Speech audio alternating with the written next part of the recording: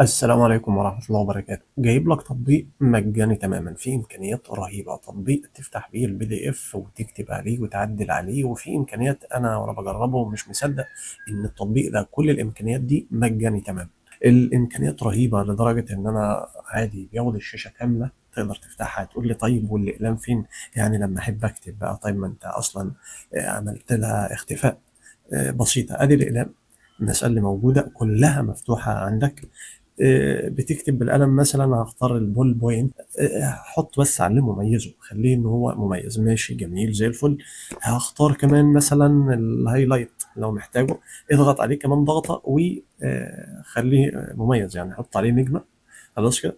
الممحاة او الاستيكة طبعا اهيت برضه، هعلمها معايا احطها. دي الادوات اللي انا هستخدمها. لا بقى، وفي حاجة جميلة قوي اللي هو بص، ده قلم ايه؟ ده قلم ليزر او خط ليزر. ازاي؟ ان انا بكتب حاجه وعايزها شويه تختفي، انا بشاور لطالب على حاجه هتختفي. مش بس كده، ده في سبوت ليزر اللي هو ده كده، ان انت ممكن ايه ده، هستخدمه كاني بشاور وكاني ماوس في داخل الPDF، وانت بتشاور للطالب بص هنا، او بتتكلم وبتشرح وبتشاور له على حاجه وخلاص بتختفي الموضوع ده. فانا هحطها معايا هي كمان في شريط الادوات السريعه اللي انا هعمل بيه. وادي مثلا ايه ده في شيبس كمان علشان لو اشتغل رياضيات مثلا.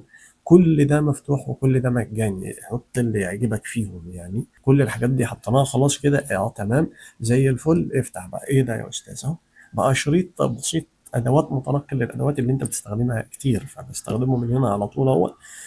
ونستخدم بسم الله الرحمن الرحيم. كل الامكانيات دي والتطبيق مجاني. واللي عجبني فيه، لو تعالى هنا للشرح، في خاصيه جميله جدا وهي اضافه صفحه. انا عايز ازود عدد الصفحات وتكون بنفس الخلفيه. في التطبيقات اللي قبل كده والمدفوعه ما بقدرش ازود صفحه بنفس الخلفيه اللي انا اصلا مجهزها عندي.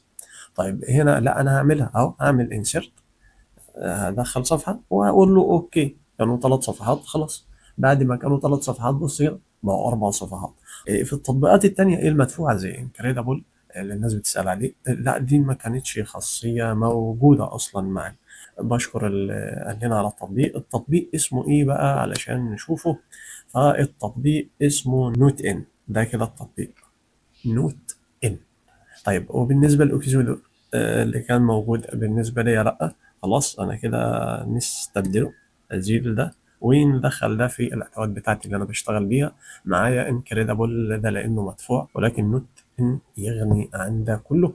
هتلاقيه عندك على المتجر على جوجل بلاي. هو ده الشكل بتاعه، نزله وبالتوفيق. وقبل ما أقفل المرة التانية بشكر، أنا مش متذكر بأمانة، لو متذكر كنت جبت سكرين شوت لتعليقه في ترشيحه للتطبيق. جزاه الله خير، لما جربته لقيته فعلا حاجة تستاهل. ويمكن ده علشان نبعد أو إن إحنا نجري ورا الحاجة الغير، أو الطريقة غير شرعية إن أنا أجيب حاجة مكررة يعني. فيمكن ربنا بعت لنا زميلنا ده إن هو رشح لنا ده، فلقناه علشان أنت ما تدورش على طريقة غير شرعية تفعل بيها تطبيق أو برنامج.